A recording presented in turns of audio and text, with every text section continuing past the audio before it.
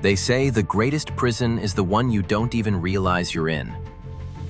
And for millions of people every day, that invisible cage isn't built with bars or locks. It's built with words, emotions, and subtle psychological pressure. This is the hidden world of manipulation, where people don't take your freedom. They convince you to hand it over. The truth is, manipulation doesn't always look like control. In fact, the most dangerous manipulators are usually the calmest ones in the room, smiling, patient, and quietly rewriting your reality one conversation at a time. Gaslighting is where it often begins. It's the slow erosion of your sense of reality. A manipulator twists facts, denies what's obvious, and makes you question your memory or sanity. It starts small. You're overreacting, or I never said that. But soon, you're apologizing for things you didn't do and doubting what you know is true. Gaslighters thrive on confusion, because when you stop trusting yourself, you start trusting them instead. And that's when control begins.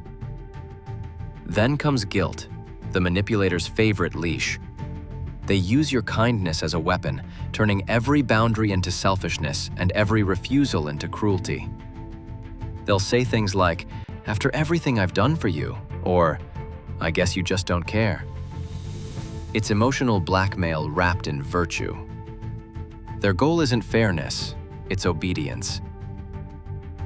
The moment you start defending yourself for doing what's right, they've already got you questioning your worth. Next is the pity trap, one of the most deceptive tactics of all. Some people weaponize their pain to make you drop your guard. They tell tragic stories, exaggerate their suffering, or play the victim just long enough to make you feel responsible for them. And once you feel responsible, they can do whatever they want. They know that empathy can blind you, because if you pity someone, you'll forgive them. And if you keep forgiving them, they never have to change. The fourth tactic is love bombing followed by withdrawal. It's a roller coaster designed to addict your brain. They flood you with affection, praise, and attention, then suddenly go cold. Your brain craves that warmth again, chasing the next compliment like a drug. The manipulator knows exactly what they're doing. They aren't building connection, they're building dependency. You'll start doing whatever it takes just to get back to the version of them who made you feel special. But that version never truly existed. Then comes the mirror effect. Have you ever met someone who seemed too perfect? Like they shared every interest, every opinion, every wound? It feels magical, like you finally met your soulmate. But that instant connection is often a crafted illusion. Manipulators mirror your personality, your speech, your mannerisms, until you see yourself reflected in them. And when you finally trust them completely, the mask slips. The person you fell for was never real. They were studying you the whole time, learning exactly how to open your mind from the inside.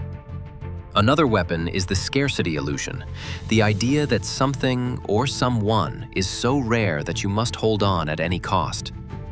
Manipulators create this illusion by withdrawing affection, making you compete for attention, or acting as though their approval is a prize you have to earn.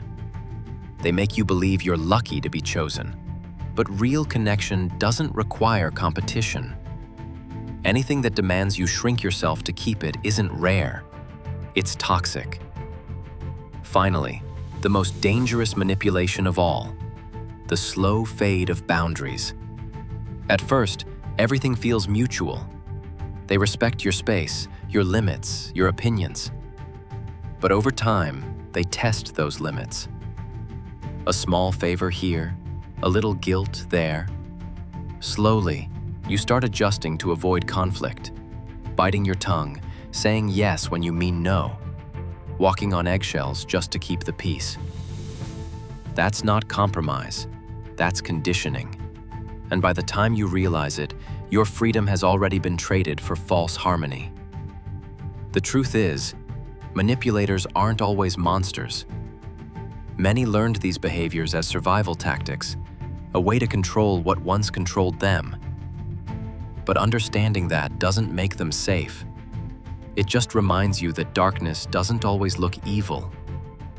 Sometimes it looks like charm, vulnerability, or love. So how do you protect yourself? Start by trusting patterns, not promises. Anyone can say the right words, but only consistency reveals intent. Don't argue reality with someone who distorts facts to win. You can't logic your way out of emotional warfare. Stay grounded in your own perceptions. Journal, reflect, and remind yourself what's true. And most importantly, remember that respect should never require fear. If you're constantly scared of upsetting someone, you're not loved, you're managed. The psychology of manipulation is powerful because it plays on what makes us human: empathy, connection, and trust. But awareness is the antidote. Once you see the strings, you can't be the puppet anymore. Because knowledge doesn't just protect you, it frees you.